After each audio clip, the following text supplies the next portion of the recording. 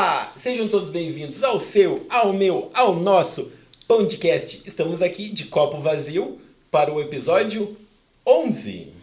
E hoje, gente, um convidado muito especial. Além, é claro, dele ser maravilhoso, tenho acompanhado o trabalho dele na internet, tem um podcast incrível, informativo, é advogado, é especialista na área empresarial, é casado, 25 anos... 27 já. 27 anos, tem um filho maravilhoso, é sagitariano ainda. E é de Porto Alegre. Ah, claro. E é de Porto Alegre. E é de Porto Alegre. E ainda, gremista. Seja bem-vindo. A melhor credencial. Eu Obrigado. acho que essa é a melhor credencial. Muito obrigada, Dr. Marco, pela sua Imagina. presença. Na verdade, é uma honra ter o senhor aqui. Eu E fico feliz. mais ainda, é uma honra ver alguém que saiu lá de Porto Alegre, da mesma história que a gente, conseguiu chegar num lugar tão bacana, que para muitas pessoas acho que é impossível, né? Esse que é para mim é um grande prazer também estar conversando com vocês, e é isso que a gente trabalha muito ao longo dos anos, assim, o que as pessoas acham que pode ser impossível não é impossível, né? E às vezes a ilusão das pessoas de morar fora acham que o passaporte europeu ele é vital para tudo, e a gente tem tantas ferramentas para a gente conseguir trazer essas pessoas legalmente, mesmo não tendo passaporte europeu. Mas é um prazer. A parte do gaúcho eu fiquei surpreso de eu ser entrevistado por gaúchos. O gremista foi uma sorte. Ia ter dado um litígio ali no início. Já começaram. Mas é um prazer, assim, falar da minha profissão. Eu adoro o que eu faço, eu amo o meu ofício. Então, a premissa de eu morar fora era trazer o meu ofício junto. Então, eu jamais iria morar num lugar que a minha profissão não me acompanhasse. E poder ser advogado na Europa e trazer aquilo que eu já fazia no Brasil, para mim, realmente é bem gratificante. O senhor é advogado desde 95, Isso, né? desde 95. Só 28 anos vou fazer agora de formado. Tenho escritório em Porto Alegre, Florianópolis, e aqui agora abri uma unidade de Cascais e Lisboa. Mas eu já sou advogado aqui há 8 anos e moro aqui há 6. Eu me inscrevi bem antes de vir morar, assim, a gente já atuava com algumas coisas aqui. Começou a fazer falta, assim, eu me sentia um pouco constrangido de sentar numa mesa de negociação para algum negócio e eu não ser advogado na Europa, eu só era advogado no Brasil. Mesmo? E aí eu disse, não, vou me inscrever, porque o convênio estava ainda ativo, era fácil, mais fácil de se fazer. E eu disse assim, não, eu vou me inscrever na advocacia lá, porque eu quero sentar na mesa de igual para igual para qualquer negociação que eu precisar. Então, por isso que eu me inscrevi bem antes, né? A sementinha começou a nascer com essa inscrição na ordem, assim, que a gente começou a ver que as coisas podiam replicar de lá para cá, né? E isso é interessante, né? Porque tem muitos advogados no Brasil que querem ter essa coragem, mas que não, por algum motivo, acha que ou é difícil, ou pensa assim, eu vou chegar lá, outro país, e não vou ter oportunidades. E também pela diferença, né? A advocacia no Brasil não é a mesma advocacia aqui em Portugal. Não é As leis não advocacia, são não os os mesmos clientes, né? É tudo muito diferente. tudo. Mas o que eu sempre digo é assim, eu sou procurado muito por colegas brasileiros, né? Claro que vocês sabem que o convênio acabou, né? Para as inscrições. Sim. Acabou em Eu julho. soube porque eu tenho algumas pessoas que eu contratei que são advogados que não podem mais advogar aqui Isso. por causa Então, do convênio ter acabou o acabado. convênio. A gente sabia, isso foi anunciado. Eu tenho colegas do meu próprio escritório que eu vim insistindo para se inscrever. Eu vou. Vai acabar. Acabou. E acabou, né? Então agora as coisas são bem diferentes. Mas eu tenho uma premissa, assim, eu sou procurado por muitos advogados que querem advogar aqui, muitos que já estão inscritos. Não é o país que dá o sucesso pra gente, tá? Quem dá o sucesso pra gente é a gente. Então, assim, se tu não tem sucesso lá, não tem por que tu criar uma expectativa de... Se eu não sou um advogado bom e conhecido no meu país, por que lá eu vou ser? Também tem que tomar um pouquinho de cuidado com isso, porque as pessoas vêm com uma ilusão de que eu sou advogado, ou então os recém-formados. Isso é outra coisa. Nós, advogados que estamos no mercado há mais tempo, a gente tem uma bagagem de advocacia, de direito processual, de atender cliente, etc. A gente traz essa bagagem para cá, né? Agora, o advogado jovem, recém-formado, eu sempre digo, o desafio dele é maior, né? Ele acabou de sair dos bancos escolares, então ele não tem ainda a experiência de lá E também não tem a daqui, que é diferente verdade. da de lá. Então, esse tende a sofrer. Mas como os jovens são verdadeiras esponjas de aprendizado, né? Que eu digo, o jovem aprende tudo muito rápido. Muito mais O jovem rápido que a dedicado, gente. né? O jovem que não é dedicado não vai aprender nada em qualquer lugar do mundo. Isso é verdade. Mas o dedicado, ele aprende o direito processual português muito rápido porque ele é mais simples do que o nosso. Ele é menos complexo do que o nosso, em muitas coisas. Ele para mim, que sou um advogado mais antigo, é um desafio. Agora, para o jovem aprende de forma muito eficiente. Então, no escritório de Cascais, eu trabalho com um colega, o Dr. Manuel Lobato, que é um jovem. Ele é uma esponja de conhecimento. Ele suga as coisas de uma velocidade bárbara. Então, o que eu entrego para ele é o assunto processualmente resolvido. Porque o jovem tem essa facilidade de aprendizado muito rápido. É verdade. Para nós, que já estamos no mercado mais tempo, a gente tem outras expertises, que é a expertise de lidar com o cliente, a expertise de sair de uma negociação, a expertise de saber fazer uma negociação diferente do jovem. Exato. O jovem tem muito a mania de... Ai, doutor, quem sabe então a gente não pega esse caso? Eu disse, não, a gente não pode pegar só o filé mignon, a gente tem que pegar carne de pescoço também. Que a carne de pescoço é que te faz advogado. Principalmente a carne de pescoço para os jovens. Exatamente. Né? A vida não é feita só de filé mignon. É óbvio que eu, na minha idade, com o número de anos que eu tenho de advocacia, aparece muito mais filé mignon para mim. Mas também aparece a carne de pescoço. E a carne de pescoço eu quero que o jovem cuide. Eu quero que o jovem pegue, Sim, né? exato. Então... Mas eu me divirto muito com a advocacia daqui. Eu, no Brasil, eu tenho 2 escritórios. Na minha época só tinha um, eles abriram outro quando eu já estava aqui. Eu tenho um administrador lá. Mas lá eu brinco que lá eu era advogado 45% do meu dia, 50% do meu dia. Porque o resto eu tinha que administrar aquele elefante branco. Que era um escritório. Como uma empresa. Aqui eu só sou advogado.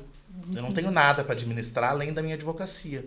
E isso me dá muito prazer. E aí eu descobri que como dá prazer ser só advogado. Ah, mas aqui eu trabalho mais.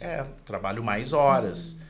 Aqui eu não tenho uma secretária para me entregar o papel que veio da impressora. Eu não tenho 2 estagiários. Mas em compensação aqui eu só sou advogado. Então isso para mim me dá muito prazer. Assim, muito prazer ser só advogado. Que é o que eu faço aqui. Que bacana. E quando que foi essa chave, assim? Não, eu acordei um dia para esses jovens que estão aqui desesperados, que hoje o senhor tá cheio de fã aqui, tá?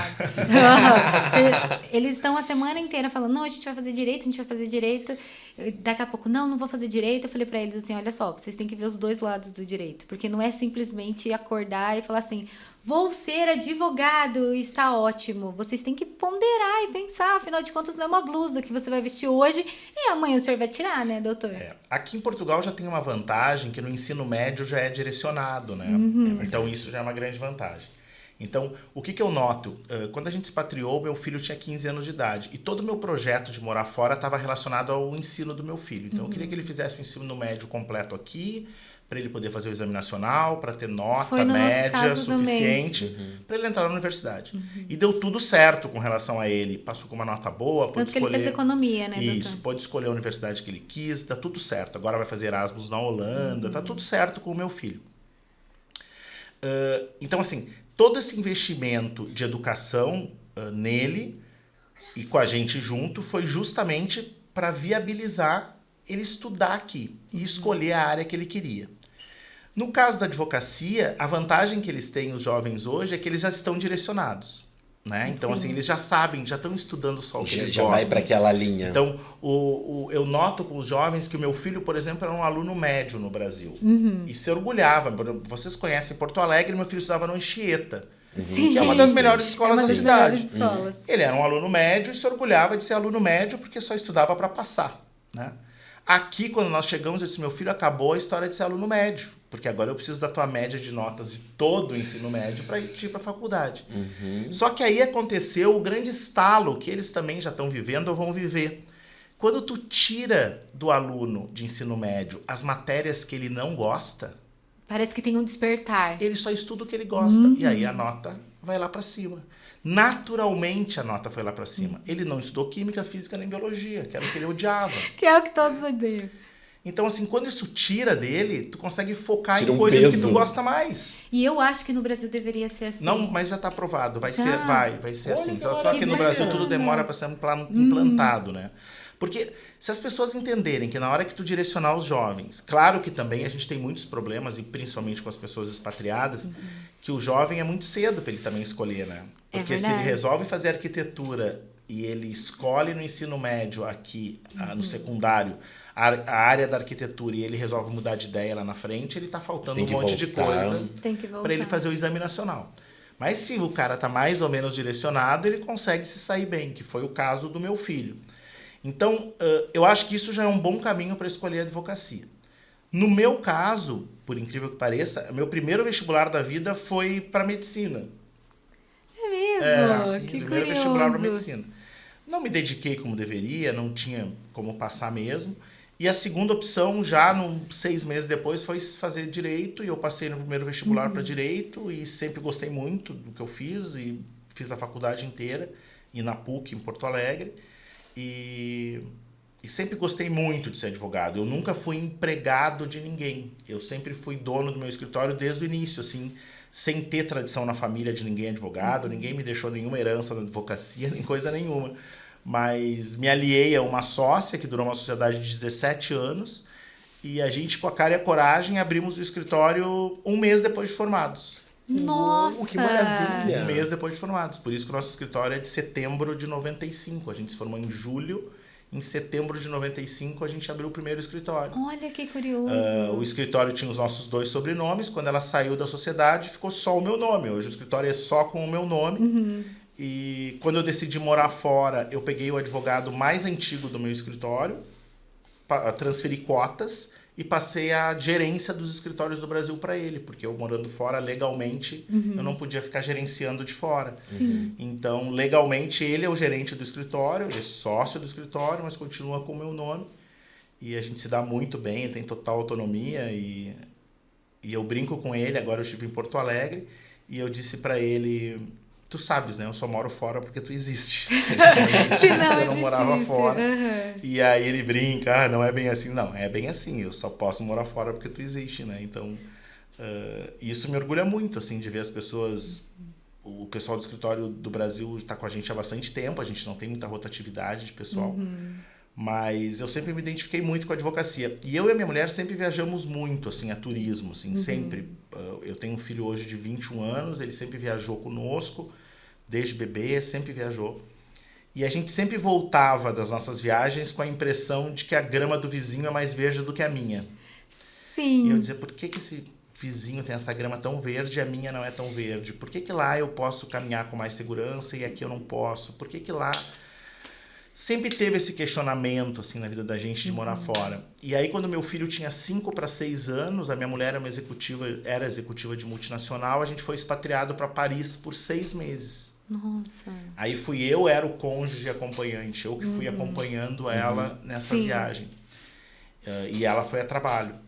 E ali deu um gostinho que ficou forte, assim. Mas você Claro falou, que "Não quando quero você vai voltar." expatriar com toda a estrutura de uma multinacional, com tudo organizado, com tudo muito mais disponível para ti, é uma experiência diferente da quando a gente vem por conta própria com as tuas próprias pernas, né? É completamente diferente. É uma experiência, né? Literalmente. Mas deu muito certo, assim, eu sou bem feliz aqui. A minha mulher é gaúcha também, é super apegada às raízes, como vocês sabem. O gaúcho, quando ele nasce para ser apegado às raízes, É bairrista. Nossa, é não bairrista. adianta, bairrista. Eu sou um sagitariano, então eu disfarço essa gauchês. Ninguém tá Eu vendo disfarço a gauchês porque eu não sou tão apegado. Mas a minha mulher é. Então, ela vai 2 vezes por ano. Ela tem necessidade de ir 2 vezes por ano, 30 dias, 40 dias. Ela fica em Porto Alegre, na nossa casa, né? Eu tenho tudo lá igual. Então, ela faz questão Poder ir num joguinho do Inter. Não, e ela vai no jogo do Inter. Ela vai, toda vez que ela vai a Porto Alegre, algum jogo do Inter, ela vai. Eu tô dizendo, são dois fanáticos. Mas tente assim. O menino sempre vai ser da mãe. Isso é Não, mas fato. o menino eu perdi, foi muito mais sério. Perdi. O menino foi muito mais sério. Porque o meu filho é geração do Inter campeão do mundo. Nossa, Todos foi na sério, sala de foi. aula eram colorados por conta do campeão do mundo. Então, assim, era professor de judô, era colorado. O professor do futebol era colorado. Não O tinha professor como. do basquete era colorado. Era uma lavagem cerebral colorada. Então, Entendo. fazia as festas de criança. Ah, pode ir com a camiseta do time. Tinha uma criança gremista. Aí essa você Isso perdeu. dói, né? gente. É aquela geração do Colorado ali de 2006, 2005, 2006. Aquilo Sei. ali não teve. Não Sei, teve. nossa. A mídia ganhou de mim. A Duda eu perdi mesmo. A Duda eu pensei que ia ser corintiana. E aí o Grêmio joga no mesmo dia que o Corinthians e ela resolve nascer. Combinado nosso. Qual ganhar, ela vai torcer. Adivinha quem ganhou? Grêmio. Mas Perdi aí de que fique lavada. bem claro. Eu não fiz nada, gente. Eu só existi. Não é, e o pior é que é uma natureza. Mas a minha mulher realmente é uma colorada bem fanáticazinha. Não, assim. a Duda, por incrível que pareça, agora com 8 anos, ela pega de manhã, às vezes, quando ela acorda, porque o jogo geralmente é de madrugada pra gente aqui, e ela se acorda, tipo, 6:30 da manhã. Papai, o Grêmio ganhou. E aí filho, eu já tô sabendo, porque meio que olhei o jogo, Vai eu ser fiquei bem assim, fanática mesmo. Sim, Vai aqui ser. Quase no mesmo a nível gente da sua para pra esposa. assistir, a gente coloca joguinho do Grêmio aqui, gente, pipoquinha, cinema em casa, gente. Exato. Eu acho interessante que as pessoas que são de Porto Alegre, eu não sou de Porto Alegre, sou de São Paulo, mas praticamente sou adotada, né, doutor? Elas têm essa cultura muito forte do sul, entrelacado neles. Em várias coisas, né? Várias coisas, Em na várias forma coisas. com que vocês falam, eu- o tu, Tu. o tu, Ah, nem te conto. bah, nem te conto. aham. Eu ouvi muito bar agora lá. Foi interessante, assim. Chegava O bar é uma coisa que eu não ouço muito aqui. Aí chega lá o bar, o tri, a gente ouve. Agora meio salta, assim. Até hoje eu ainda uso o tri. E tanto é que às vezes as pessoas me olham assim meio estranho. É tri massa, gente. Eu falo muito você agora aqui. Eu realmente, algumas coisas... Mas mesmo assim, as pessoas ainda dizem, o senhor é do Sul, né? Mas ainda dá pra notar que eu sou do Sul. Aí diz, não, ainda dá Dá. pra notar. Tem uns Mas resquícios. agora, nessas próximas semanas, a Carol que me aguarde, porque eu vou estar bem gauchês, assim, nas próximas semanas, porque passando um tempo lá, eu volto bem falando bastante gauchês. Mas o gaúcho... Ele é muito bairrista em qualquer lugar do mundo que ele vá, né? Então, como eu acompanho muito as famílias que vieram, e ali em Cascais, Estoril, a gente está com um grupo de famílias, eles chegam a ir no talho, né? No nosso açougue do Brasil, para ensinar como cortar carne no estilo gaúcho. Nossa Senhora. É sério? Ah lá, Marco Antônio, Ah, gente. Marco Antônio, nós temos um amigo que é extremamente... ele eu é sou Marco assim. Gente, Ele mas se vocês forem brigar, vocês tiram uma churrasqueira da bolsa?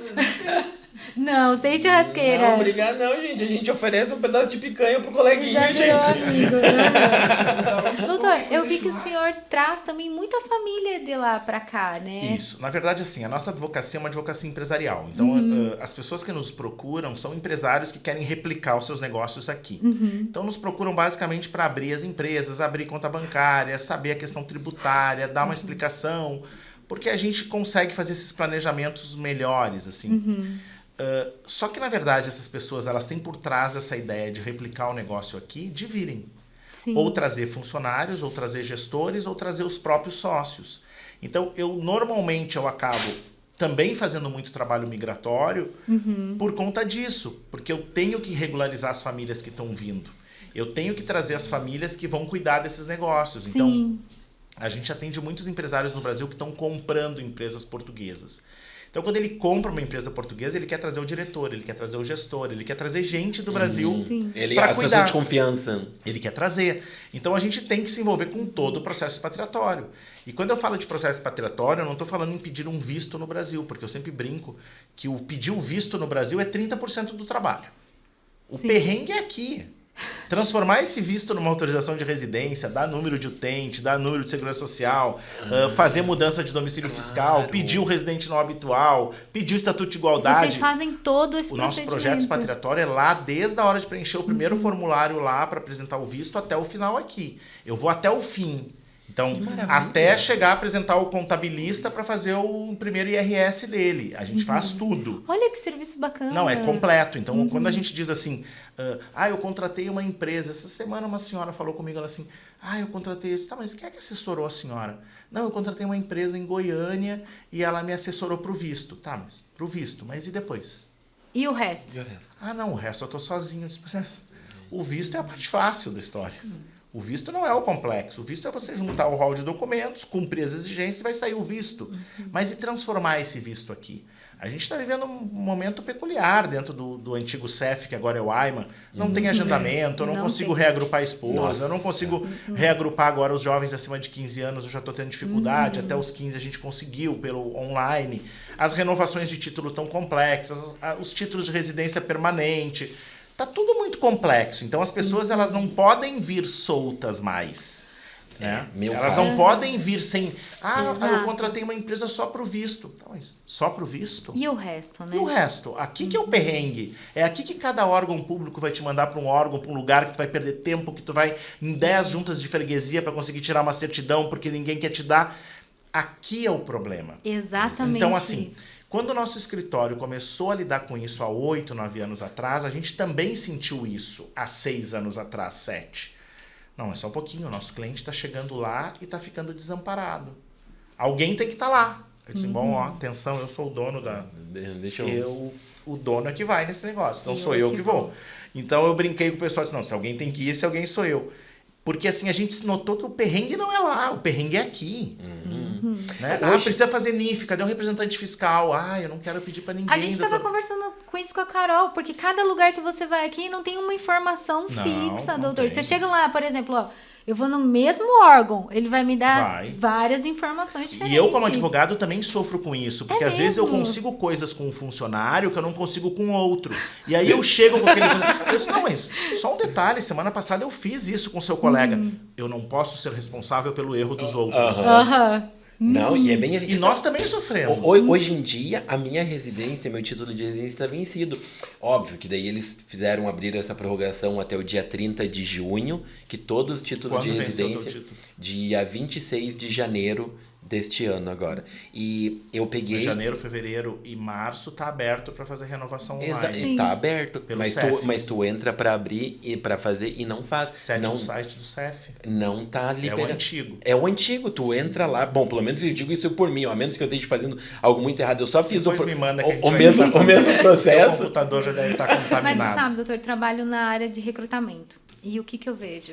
Todos os dias, eu vejo o nível de pessoas que vão chegando em Portugal pelo nível de currículo que eu recebo. É bem legal essa tua experiência com a leitura é diferente da minha.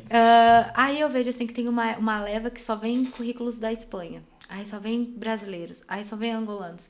E aí quando eu chamo essas pessoas para entrevista, a primeira coisa que elas me perguntam é: tem vale transporte, passe? Passe, ticket de refeição, ticket de saúde e também você me dá um contrato? Eu olho para eles e falo: você não quer um Papai Noel verde musgo? Gente, não existe essa possibilidade. Nós estamos em outro país, outra cultura. Você já tem que vir pronto para isso. E eles chegam aqui, doutor, eles chegam assim, da mesma forma que eu emigrei. Porque eu emigrei dessa forma como turista. Mas por quê? Porque eu não tinha uma instrução. Ninguém falou para mim assim: olha, Juliana, você não pode fazer isso.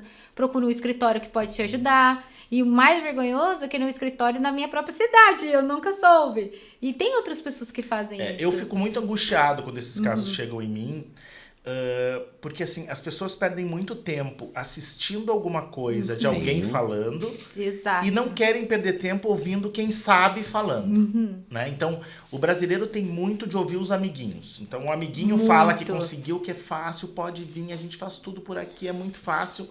Se um amiguinho não tá falando a verdade. O amiguinho não tá te contando tudo. Só tá te contando 50%. Engraçado, né? Mas a gente não teve um amiguinho, não. A gente não teve ninguém que contou uma história pra gente de Portugal. Mas a gente foi olhar na internet. A gente veio literalmente com muita coragem e sem conhecer ninguém. Coragem é o ponto 1. Quando eu cheguei em Portugal, eu não conhecia um ser humano aqui. Literalmente da minha rede de pessoas. Pra não mentir que eu não conhecia ninguém, eu entrei em contato com a pessoa que foi para me alugar o quarto e essa pessoa pegou e falou comigo e reservou para mim. Chegou o dia, ela cumpriu com a palavra, cheguei lá e tal. Pronto, conheci uma pessoa em Portugal. Diga-se passagem, era brasileira. Mas depois daí, eu que tive que literalmente, é tipo assim, ó. Tu chegou num país diferente, porque não é uma cidade diferente, é um país diferente. A tua língua é diferente, por mais que seja similar, é diferente. Às vezes tu tem que parar. Desculpa lá, eu não consegui entender. Pode repetir, por favor? Aí tu aprende a respeitar aquilo e entender que tu tem que buscar as informações, mas elas não vão vir do jeito que tu tá esperando. E tu sofre para ter as informações. Exato. Porque cada um vai dizer uma coisa. Eu vou dar um exemplo para vocês bem clássico. Ontem eu tive esse exemplo. Como brasileiro, ele gosta de passar a experiência dele para os outros como sendo regra. Então, eu sou brasileiro, eu moro aqui legalmente, mas eu sou brasileiro. Eu vim morar com visto e tal, mas eu sou brasileiro. E aí entrei na fila da imigração ontem, vindo do voo direto de Porto Alegre.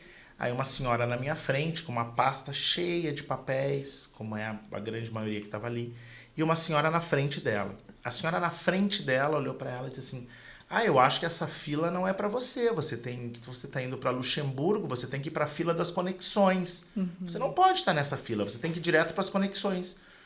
A senhora na minha frente ficou meio assim, preocupada, apavorada, virou para trás e olhou para mim: o senhor acha que eu estou na fila errada? Eu disse: não, a senhora está entrando na Europa, a senhora tem que passar pela imigração e depois fazer a conexão. Mas, para a senhora ficar bem tranquila, ali tem um guarda, um policial, a senhora vai ali e pergunte. Ela pediu licença, saiu da fila, foi lá, perguntou pro guarda, o guarda: não, a imigração é aqui, tem que fazer a imigração, depois pega o voo. Ou seja, a senhorinha da frente, que era brasileira, já estava induzindo ela a fazer a sair da fila de uma imigração que demorou 1h40.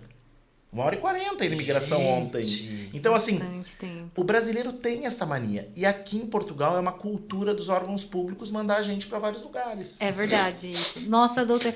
Pipoca. Uma coisa que é tão simples fazer, por exemplo, assim, vai lá e reconhece tua assinatura. Não que você tem que ir lá reconhecer a assinatura, não sei aonde, no cartório, pegar o documento.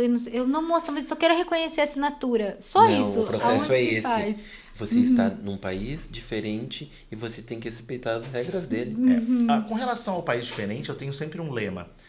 Eu acho que o expatriado a gente tem que se comportar que nem água no pote. A gente tem que se adaptar ao pote. Verdade. Não adianta inventar moda. Esse pote está pronto, ele é milenar, a gente está chegando, a gente tem que se adaptar a esse pote. Verdade. Se eu vier na tua casa para jantar, eu não posso colocar os meus pés na mesinha de centro. Exato. Não é a minha casa. Eu não Compartilhamos posso fazer da mesma- isso. Tu não pode exigir o cardápio que tu vai querer comer camarão, porque eu não como camarão. Isso. Então, assim, os estrangeiros que vêm morar em Portugal, eles têm a mania de querer trazer a caixinha deles pronta para uma caixa que já está pronta. É verdade. Essa é caixa está verdade. pronta, a gente tem que se adaptar como água. Mas eu moro aqui há 6 anos. Não importa, eu continuo sendo imigrante e sempre vou ser. Se um dia eu me tornar português por residência, eu vou ser um português imigrante, com origem imigrante. Então, a gente tem que respeitar a cultura dos outros. Mas o português ele é muito duro, ele é muito grosseiro. Não, ele não é muito duro. Ele é muito direto. grosseiro. Ele é culturalmente exatamente para se portar desse jeito, para se comportar desse jeito. Nós, no Brasil, a gente é mais solto, a gente é mais avançado. Mais carismático. A gente puxa mais assunto com o garçom, a gente vê essas coisas no dia a dia. E agora, quando a gente volta, como eu estava lá agora, isso chama mais a minha atenção ainda. Né? Por exemplo, um garçom te chamar de querido. Pois não, querido, o que você quer? Jamais um garçom português aqui vai me chamar de querido. Mas não quer dizer que ele esteja sendo mal educado. É porque é a cultura dele, ele tem que me respeitar como cliente, entende? É diferente as coisas. E isso eu noto muito nos expatriados que eu trago. Aqueles que não dão certo são aqueles que querem a mesma caixinha deles aqui. Que não mudam, né? Que não mudam. Eu tive expatriado que chegou e aguentou 15 dias. Nossa. E mesmo fazendo transferência da empresa pra cá, tudo pra cá, somente 15 dias. Não, esse era diferente. Esse era uma dentista e o marido um super empresário do Brasil. Mas eles vieram por 15 dias.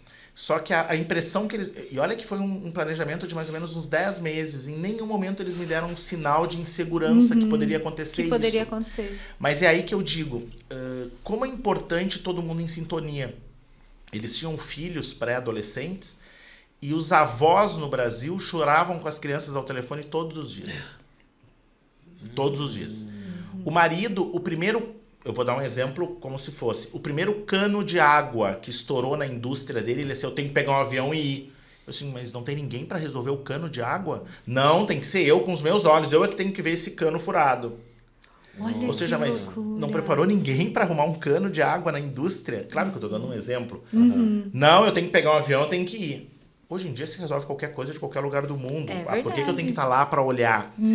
Então, assim, foi uma pressão tão incrível. E ela, que ficou encarregada de achar casa, ela tinha uma ilusão de uma casa de 6 quartos em São Paulo. E ela queria replicar mesmo a caixinha. Sim, impossível. E ela começou a ver que a caixinha de 6 quartos em Cascais não era uma caixinha muito boa. E outra coisa. Não, boa não é Não, não é o mesmo muito valor. boa pro bolso dela. E daqui um pouco ela se deu conta que ela não ia ter mão de obra para limpar os 6 quartos com 6 banheiros. Não ia ter mão de obra fácil, como ela tinha em São Paulo, para fazer isso. E começou a sentir que as diferenças eram muito maiores do que ela estava imaginando. Chegou no 16º dia, resolveram ir embora. Meu Deus. Eu digo que Portugal, doutor, ele reeduca a gente. Porque quando você tá no banco, Educa se tu quiser aprender. repara bem pra você Se tu não ver. quiser, tu acaba voltando. Porque o que acontece? Quando você tá no banco, você vê os brasileiros recém-chegados, você consegue distinguir. Por quê? Porque a gente que já está aqui há muito tempo sabe que a fila é para ser respeitada, né? Claro. Eles chegam os primeiros, vão lá no caixa e falam: oi, só quero uma informação. Não, senhor, o senhor deve ficar na fila e voltar. Sim, e é por isso que nos órgãos públicos tem aquele cartazinho, né? Se eu estou em atendimento, não me interrompa. Aham. Porque as pessoas têm essa mania do só uma perguntinha. Aqui não tem isso. E aí acaba demorando muito mais tempo o Muito, processo. e eles estão certos, isso não Eu é também errado. acho que Também entende? acho. Uma coisa que eu vejo muito contra os brasileiros, que a gente tem muito esse hábito no Brasil, é você chega num restaurante, você vai ter uma mesa livre, vai lá e pega a mesa. Aqui o garçom entende que aquilo ali é o ofício dele me levar à mesa. Então, por que tem aquele aviso espere na porta? Porque eu tenho que esperar na porta. É ele que tem que vir me buscar e me dizer se tem mesa ou não. É ele que tem que me encaminhar. Não adianta ter 5 mesas vazias e eu ir lá me sentar. E eu noto muito isso, principalmente nós latinos, né? Sim. Do chegar, tem uma mesa, entra e senta. É verdade. Eles não querem isso, é o ofício dele, é o trabalho dele me levar até a mesa. Nunca tinha olhado por esse lado. É o trabalho dele. E outra coisa que eu acho muito bonitinho aqui, que agora lá no Porto Alegre me chamaram muita atenção, que eu tô falando muito, que eu não me dava conta, que eu acho muito fofo em Portugal, é a história do com licença. Pra tudo com licença. Termina a ligação, Com com licença. licença. Né? Sai do Uber, com licença, boa tarde, com licença. E aí vai sair de um órgão público qualquer, muito obrigado. com Obrigadinho, licença. obrigadinho. Pra virar as costas Ou a gente eles pede com dizem licença. boa continuação também. Para levantar a mesa. Então, assim, isso não é um hábito ruim que a gente adquire, pedir com licença. No telefone eu estranhava no início terminar uma ligação dizendo com licença. Mas no fim a gente replica isso em tudo. Se um funcionário está me atendendo e eu me despeço dele, uma boa tarde, com licença, eu vou me levantar, eu vou virar de costas, eu vou me retirar. Em Porto Alegre eu me peguei falando com licença. Um colega no escritório disse assim, como o senhor está falando com licença, né? Ele tá falando. Porque, claro, o Uber. Tá bem, muito obrigado. Com licença, vou descer, vou dar as costas, vou virar. Exato. É uma coisa de educação. Isso eu achei bonito pegar. Eu não peguei nada de sotaque, eu raramente misturo palavras, eu não mudei meu tempo verbal, eu não mudei nada em 6 anos. E acho que não tem que mudar mesmo. Mas essas pequenas coisas eu acho bonitinho, assim, no dia a dia. Algumas coisas tu acaba tendo que mudar. A gente mudou algumas coisas aqui, pelo menos até por conta da pequena de 8 anos. É que daí, ou impossível seja, a não casa mudar. de banho. Exato. Por mais que ela. Enquanto eu falo pra ela casa de aplicação banho, do ela fala telemóvel. Comboio. Aham. A minha mulher, que é super resistente a mudar, esses dias ela conversando, ela assim, não, porque a gente pega o comboio, eu... Comboio! Aí ela me olhou assim, comboio? Eu disse assim, falando em comboio. Tu nunca fala comboio. Porque eu acho que entre nós brasileiros, assim, quando a gente tem uma conversa social, quando a gente tem conversa entre nós, eu acho que não há necessidade de misturar muito, entende? Eu acho que nós não temos necessidade entre nós de falar, eu vou na casa de banho, eu vou pegar o comboio. Eu acho que entre nós não há muita necessidade. Eu respeito, mas eu prefiro não falar se eu estou falando com alguém da minha terra. Mas eu me adapto ao máximo, assim. Então, eu tento cumprir os protocolos. Justo. Na minha profissão, eu cumpro o protocolo, eu respeito os outros, eu respeito os hábitos e eu não quero infringir regras. Também me imponho quando eu acho necessário, já aconteceu em órgãos públicos de eu me impor, como advogado, a gente tem conhecimento dos nossos limites de direito. Quando a coisa está muito abusante, também eu me manifesto. Em regra geral, eu danço conforme a música. Eu me ajusto a esse pote. Entende? Eu já aprendi que numa conservatória, para eu conseguir as coisas, é muito melhor eu fazer o que eles estão me pedindo do que eu ficar tentando convencê-los do que eu quero. Então não adianta. Ah, mas doutora... Não, mas já está escrito na ata. Não, mas a gente quer uma declaração em separado dizendo a mesma coisa que está na ata. Eu faço a declaração. Não há problema. Eu quero que as coisas andem. Sim. Então, eu não era um advogado no Brasil de discutir tese. Eu nunca ia pro STJ, pro STF com tese. Eu quero solução. Minha advocacia era uma advocacia prática. Prática tu tá me rápida. contratando por um problema, eu tenho que resolver o problema. Eu não vou ficar 5 anos discutindo um recurso em Brasília para depois talvez eu perder. Sim. Então, eu nunca fui um advogado de teses. Eu sempre fui um advogado de resolver problema. E aqui eu preciso de rapidez e agilidade. Então, se ela já disse que a ata dizendo tal coisa não serve e que ela quer uma declaração em paralelo, vamos fazer a declaração em paralelo. Justo. No início eu tinha um pouco de dificuldade em entender isso. Mas a gente tem que ir se ajustando às coisas, porque senão as coisas não andam. Eu vi que no teu podcast, até você comenta isso, falando da burocracia que é Portugal. Que Portugal, embora seja uma coisa muito digital, tem muita parte Adora ainda papel. que é... Você falou exatamente isso. Tanto é que aqui papel. tem pessoas para transcrever tudo isso, porque tu vai na segurança social, a pessoa, em vez do funcionário te atender e ele digitar ali num computador, não, tu escreve numa folha e depois isso tem que ir para uma pessoa para digitar, para poder colocar isso no sistema hoje em dia. Eu queria saber como são os arquivos desses papéis. Porque eles adoram papel. É um órgão assim, ó.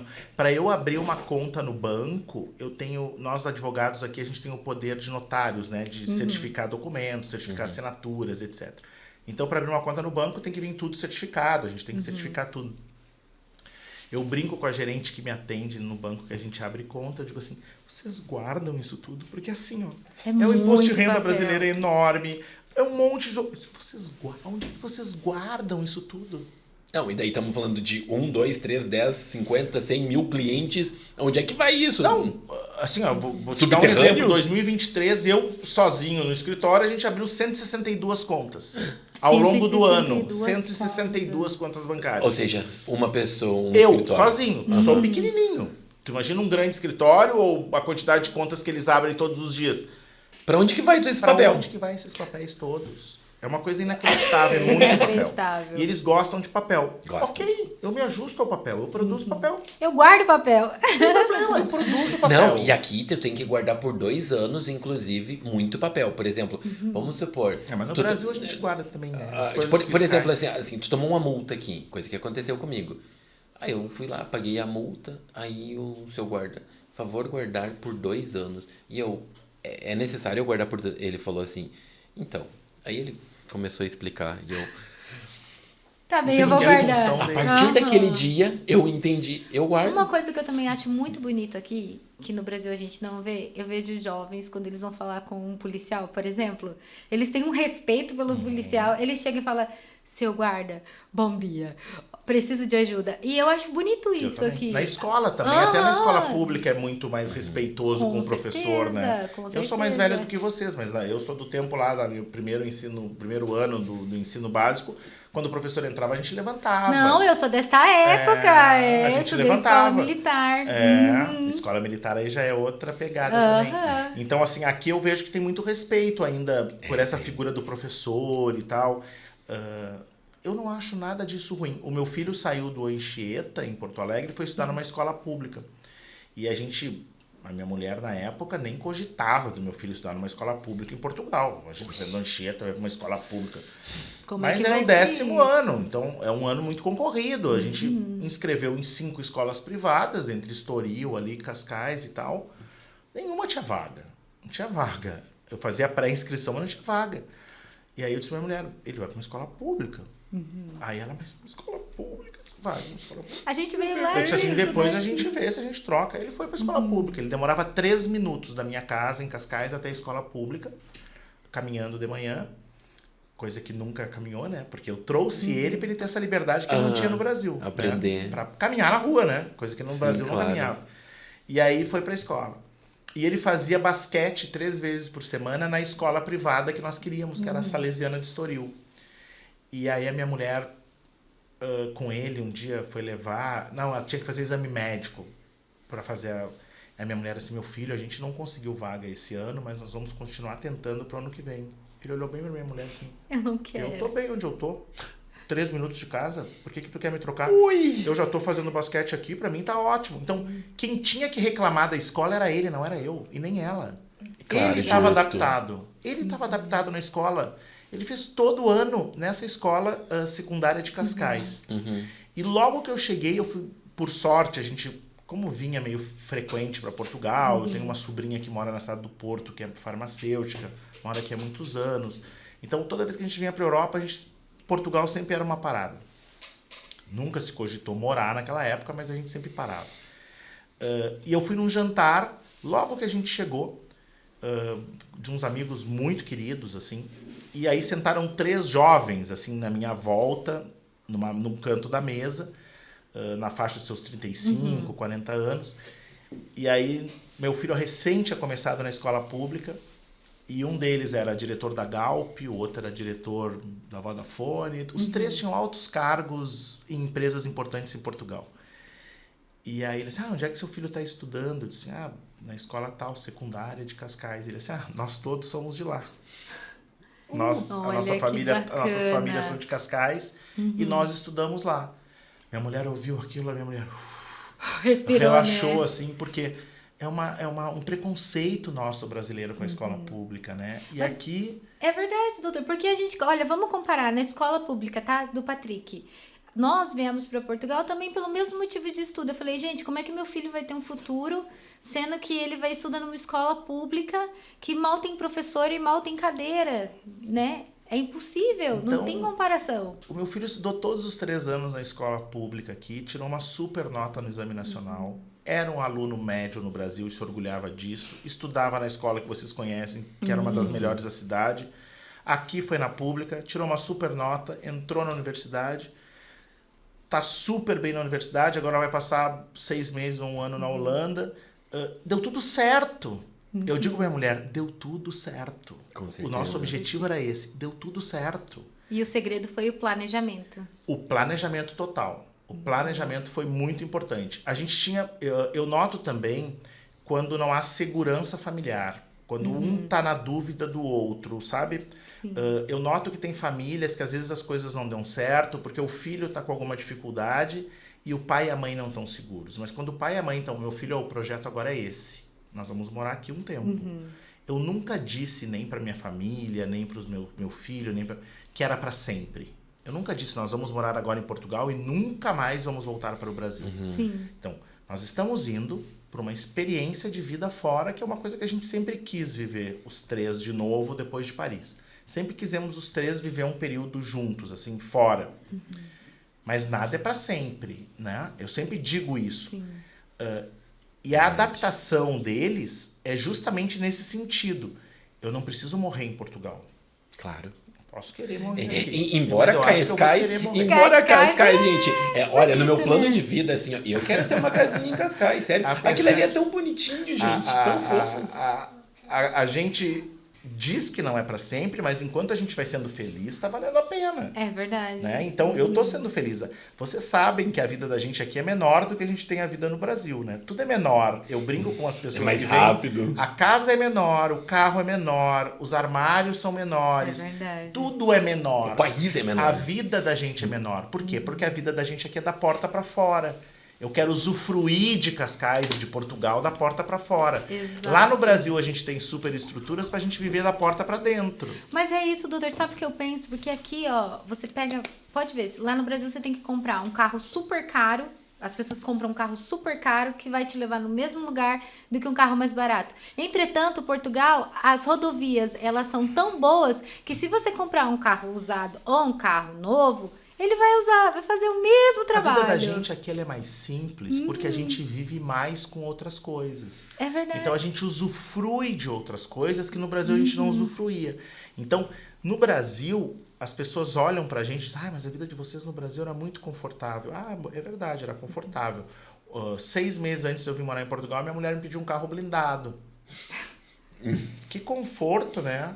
Imagina eu indo você pra chegar- Gramado toda semana, subindo a serra num carro blindado. Eu vou ter que Super. abastecer o carro na metade do caminho, né? Pra chegar em Gramado, porque... Ou em movimento. Entende? Na metade do caminho, porque... Aí um dia eu brinquei com a minha mulher, eu disse assim, mas tu te sente segura de estar num carro blindado com um ladrão atirando na volta do carro e tu lá dentro segura? Isso pra ti te passa segurança? Porque se um ladrão estiver atirando com ou sem blindagem, eu vou ter um infarto ou um derrame. É bem por É aí. bem por aí. Agora, se tu vai me dizer que isso aí te protege, que tu fica feliz, claro que não. Então não é o carro, meu amor. É É o o lugar. país. É a nossa hora que a gente tem saúde, que a gente tem boa idade, que a gente tem dinheiro, que a gente tem um filho saudável, pra gente morar fora. Que maravilha. Porque senão esse cavalo, como a gente diz no Rio Grande do Sul, vai passar encilhado e a gente não subiu nele. É É verdade. verdade. Né? Esse é o nosso momento. O nosso filho tá com 15 anos. Se ele arranjar uma namorada em Porto Alegre, eu não tiro mais ele. É verdade. Aí E ele é meu complica. filho único. Eu não vou viajar para Portugal e meu filho ficar. Exatamente. Entendo completamente. Foi o nosso pensamento. Então, assim, é o cavalo encilhado. Eu dizia para ela, o cavalo está encilhado agora. Nós temos Este é o saúde, momento. podemos ir. É agora a nossa hora. Aí começaram as exigências. Claro que se ela tivesse me pedido um elefante cor-de-rosa com bolinha, eu ia botar na sala, não ia ter problema. Mas aí começaram a dizer, ela disse, eu só quero morar em Cascais ou Estoril. Não tem problema, vamos morar em Cascais e morar Estoril. lá. Eu concordei com tudo. Eu quero manter todas as estruturas do Brasil iguais, porque se não der certo eu quero voltar para minha mesma casinha. Tá não tem bem. problema. Depois fui aprender que ela disse, eu quero ir pro Brasil 2 vezes por ano. Não Tá tem bem. problema. Estou pensando em aumentar para 3. Depois de 27 anos de casamento, a gente sabe que 30 dias da mulher no Brasil alivia um pouco o ouvido. Amor. É, A gente tá quase com 20, amor? Não sei. Tu me manda pra Paris já. Então, assim, é claro que tudo é maturidade do casamento, Aham, né? Então, verdade. eu e minha mulher sempre tivemos muita maturidade, nunca fomos dois ciumentos neuróticos, então... ela tá em Madrid agora, 6 dias com as amigas, com uma amiga de aniversário. Ela foi pra Ai, Madrid, isso é então, ótimo. a gente não se viu. Cheguei ontem, ela já embarcou ontem. Quinta-feira ela embarcou pra Madrid. Então, assim, tudo depende dos casamentos, é óbvio. E eu vejo como as pessoas sofrem por conta disso, por não ter liberdade, né, de ir e vir. Então... É verdade. Eu acho cruel, né, esse negócio, doutor. E eu vejo isso muito aqui também. As leis contra as mulheres, as leis a favor das mulheres aqui é muito complicado. a gente não Eu tem vi- uma lei Maria da Penha aqui, né? A gente não tem uma lei Maria da Penha, as mulheres não têm a cultura também de se autoproteger, pedir ajuda. Elas literalmente sofrem Mas caladas. é que, na verdade, o que se vive em Portugal é o que se viveu no Brasil há 15, 20 anos atrás. Né? Exato. Também era assim. É porque aqui, até 1974, era ditadura. Então, tipo, então, tipo assim. Mas essa questão da mulher gritar, da mulher falar, da mulher se expor quando ela sofre uma violência, quando ela sofre alguma coisa de ruim com ela, o Brasil também era assim. Né? A Lei Maria da Penha, ela ainda é uma lei que está em desenvolvimento, dando voz às mulheres verdade. para gritarem. E aqui não, aqui a gente tem que reconhecer que Portugal é um país mais machista, o judiciário ele é mais verdade. paternalista, a gente tem discussões de guarda que muitas vezes a mulher não tem muita vantagem, a gente convive com isso no nosso dia a dia.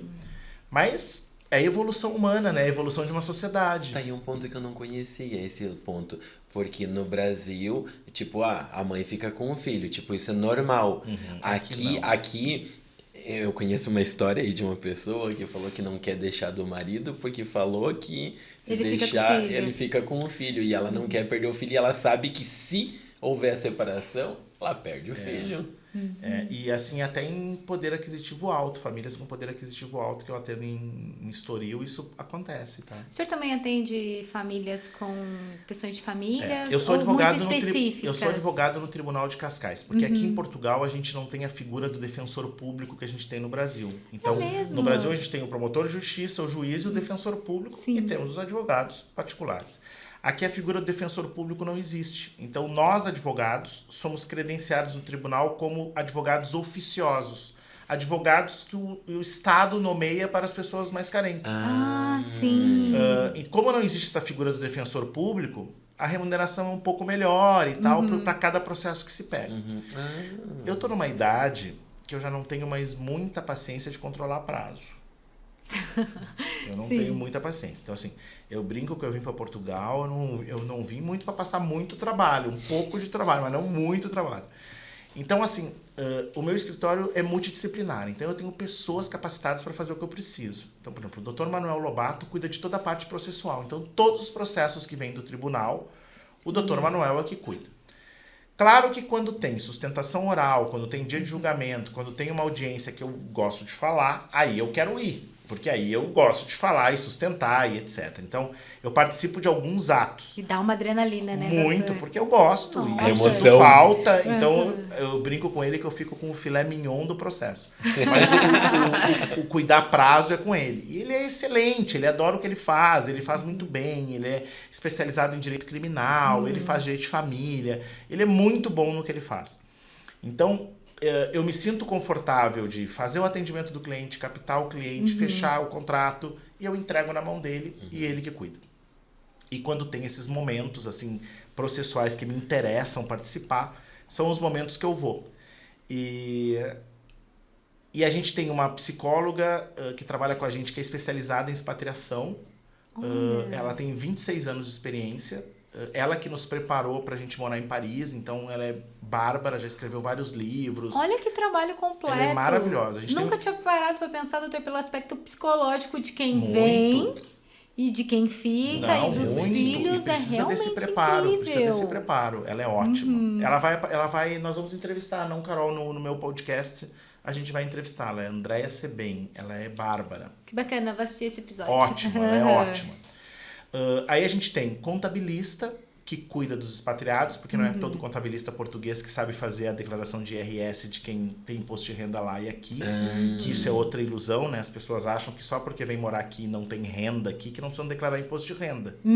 Uma vez que tu muda o domicílio fiscal para cá, mesmo que você não tenha renda aqui, que a renda seja toda do Brasil, você tem que declarar IRS, porque o governo tem que saber do que você vive. Sim. Você tem conta em banco. Você paga aluguel, você paga luz, você paga telefone, você não tem renda Da em onde vem Portugal. esse dinheiro? Da onde vem esse dinheiro? Ah, mas eu não tenho renda aqui, para que declarar? Tem que Tem que declarar. declarar, Então, então. todo mundo que mora mais de 6 meses e um dia por ano, 183 dias por ano em Portugal, tem que declarar IRS porque elas são residentes aqui. Não importa de onde vem a renda, mas que tem que declarar. informar. Porque como é que você gasta aqui e você não informa para o governo de onde vem o dinheiro? Do que come, aonde vive. E Portugal Aham. tem legislação super séria com relação à lavagem de dinheiro. Eles querem saber a verdade. origem do teu dinheiro. Então isso é importante. Então a gente tem um contabilista que sabe fazer. Para vocês terem uma ideia, uma vez uma cliente chegou para mim. Olha o que aconteceu com ela. Ela ganhou no Brasil 500 mil reais no ano. E ela entregou para um contabilista aqui em Portugal que cobrou dela 15 euros para fazer a declaração. E ele declarou os 500 mil reais, Ai. ele declarou como 500 mil euros na folha de rendimentos diretos. Ai, Ela recebeu uma alíquota de tributação de quase 40 mil euros. E aqui funciona assim: paga os 40 mil euros e depois recorre. e depois paga primeiro. Tudo, né? Paga Em primeiro e compensação, depois se a gente recorre. ganha o recurso, o dinheiro é devolvido em menos de 30 dias. Uhum. Mas aqui não é como no Brasil. Eu vou recorrer, eu não preciso pagar. Tem que pagar. E no caso, como declarou 500 Ele mil... tinha que declarar 500 mil reais convertidos ao câmbio de 31 de dezembro do ano anterior no anexo de ganhos do exterior. Sim. E mostrar que já estava tributado. Não. Então, esses erros, mas ela disse, eu contratei um contabilista que cobrou 15 euros. Pois é. Pronto, tá aí um... Assim como cada cliente tem um advogado que merece, cada cliente tem um contabilista que merece. Isso é ótimo. Eu sempre tenho esse lema, assim. Errado não tá. A Carol gosta quando eu digo assim, que o advogado, ele é uma consciência que se aluga. Pra ti um problemão o que tu tem. Na hora que tu me contrata e tu me paga, Dr. Marco, tudo com o senhor a partir de vista. agora. A ideia é que tu durma. Eu não vou perder o sono por conta do teu problema, porque ele é meu trabalho. Exatamente. Eu não perco o sono. Tu tá contratando uma consciência que se aluga. A minha consciência é para te dar tranquilidade, para te voltar a dormir. Já contratei o advogado, paguei o advogado, agora é tudo com ele. Mas eu não vou perder o sono. Sim, até mesmo porque como é teu trabalho, tu já sabe os processos, tu já não precisa perder um sono. Tipo assim, é a mesma coisa assim, que, vamos supor, quem não conhece uma área em específico, gente, aquilo é um bicho de 7 cabeças. Mas pra quem é dominante daquela área. Eu não vou te dizer que quando vem alguma coisa que não é o meu domínio, que eu não possa me preocupar mais com aquilo. Porque eu vou ter que estudar mais, eu vou ter que procurar alguém que saiba mais, tanto quanto eu. O meu colega no escritório de Porto Alegre me falou uma frase agora, quando eu estava lá, que ele assim, prefiro dividir para somar. Eu achei ótima essa frase. Querendo dizer o quê? Eu prefiro dividir honorários para somar trabalho. Exato. Né? Então, eu não me importo de chamar alguém que domine aquilo mais do que eu e dividir honorários com aquela pessoa e eu ter a solução para o cliente. Porque eu quero é fidelizar o cliente. Porque o cliente sempre vai lembrar da solução que ele deu. Eu quero fidelizar, eu quero conversar com as pessoas. Então, quando as pessoas me procuram, isso é muito comum. Doutor, eu quero um visto de nômade digital. Doutora, era a minha próxima pergunta. O que é o visto de nômade digital? Produção perguntou. Então vamos lá. Visto de nômade digital. Aí as pessoas assim, doutor, eu quero um visto de nômade digital. Aí eu digo, tá, vamos marcar um horário pra gente conversar? Vamos. Quanto o senhor cobra pela consulta? Eu disse, não, o meu papel é ouvir histórias. Eu quero ouvir a tua história. Depois que eu ouvir a tua história, eu vou saber o que vai ser o trabalho que vai me dar e aí eu vou começar a te cobrar. Mas para te ouvir a tua história, eu não vou te cobrar nada. Não é uma consulta de 100, 120 euros que vai mudar a minha vida. Sim. Eu quero é que aquele cliente ouça eu falando, eu quero que ele veja que eu domino o meu ofício e eu quero que as soluções que eu traga para ele fiquem na cabeça dele para ele pensar. O visto de nômade digital são aquelas pessoas que têm renda certa vinculadas a um contrato de prestação de trabalho, de serviço, em que a empresa que contrata os serviços dele, ele pode desenvolver aquele trabalho de qualquer lugar do mundo. Então ele é um nômade digital, ele é contratado para prestar um serviço, mas se ele estiver morando em Portugal, ou na China, ou na Indonésia, não faz diferença, ele presta o serviço dele igual. E Portugal abriu a opção para os nômades digitais, para todas as pessoas que têm renda vinculadas a um contrato. Só que quando a pessoa vem me procurar como nômade digital, tendo renda certa, passiva e tributada, que ele pode trabalhar em qualquer lugar do mundo, eu não preciso trazê-lo especificamente com visto de nômade digital. Eu posso trazê-lo com visto D7, que é o visto de rendimentos, que vocês já ouviram falar como visto do aposentado. Claro. Ah, sim. Sei. Por quê? Porque o que é o visto D7? É o visto de quem tem rendimento tributado no país de origem e que ele não vai perder a renda. A gente usa o aposentado, mas eu vim com D7, não sou aposentado. Então, a gente replica isso e ele pode trabalhar em qualquer lugar do mundo. Por quê? Porque se eu trouxer ele com D7, ele pode ser nômade digital, ele pode ser empresário, ele pode ter uma carrocinha de cachorro-quente, ele pode lavar louça, ele pode não fazer nada, ele pode virar um mendigo, ele pode virar o que ele quiser. Enquanto que se eu trago ele com nômade digital, eu sempre tenho que renovar essas autorizações de residência como nômade digital. Então, se eu trouxer... Ele não pode nem mudar de área. Ele não é que ele não pode. Não é, a lei não diz que não pode, mas vocês sabem como as coisas são aqui. Eu dependo sempre da subjetividade do funcionário do órgão. Se ele vem como nômade digital, eu não posso mudar a estratégia no meio. Agora, se eu trago ele como rendimentos D7, ele tem liberdade para fazer o que ele quiser. Justo. Então, quando eu converso e eu mostro as opções, a pessoa, nunca ninguém me explicou isso. É por isso que eu quero conversar. Porque eu quero fidelizar as pessoas na conversa. Eu quero que me ouçam. Eu quero que vejamos as alternativas. Então, um rapaz agora está comprando uma empresa aqui e aí queria trazer um funcionário. Ele disse, eu vou transferir cotas da empresa para ele. Ok.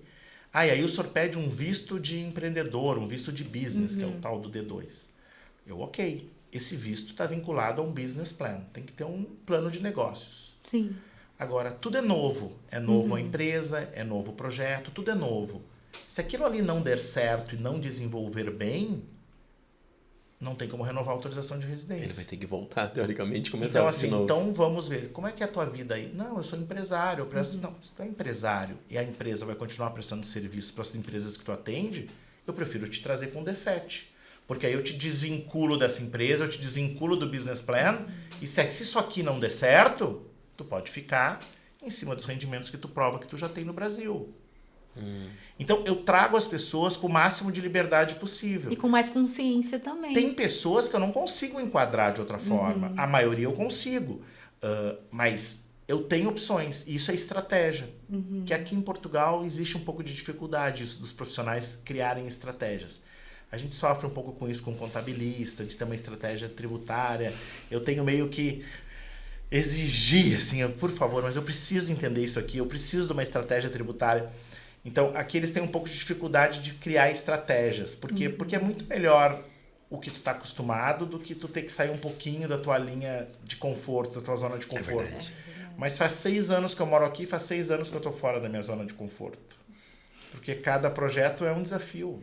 Doutor, quando traz uma empresa do Brasil para cá, por exemplo, ela vem com a mesma tributação, ela é convertida para cá, certo? Não é que Como eu traga uma funciona? empresa do Brasil para cá. A gente abre uma empresa nova portuguesa. Sendo sócia ou não daquela empresa brasileira, pode ser sócio ou não.